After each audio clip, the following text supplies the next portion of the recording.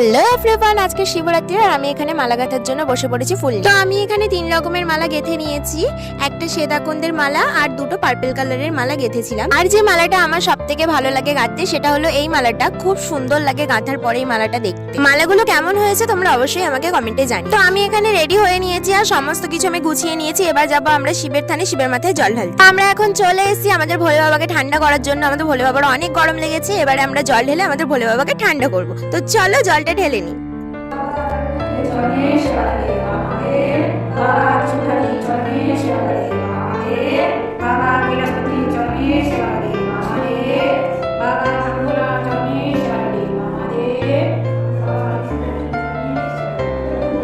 জল ঢালা কমপ্লিট হয়ে গেছে। জানি না বাবার মাথায় জল ঢেলে বাবাকে ঠান্ডা করতে পেরেছি না, কিন্তু আমি যা বাবাকে ডেকেছি বাবার মাথায় এমনিই ঠান্ডা হয়ে গেছে। তো তোমরা কারা কারা শিবরাত্রির উপোস করেছো আমাকে অবশ্যই কমেন্টে জানিও। তো আজকের মতো ভিডিওটা এত পর্যন্ত ছিল, টাটা।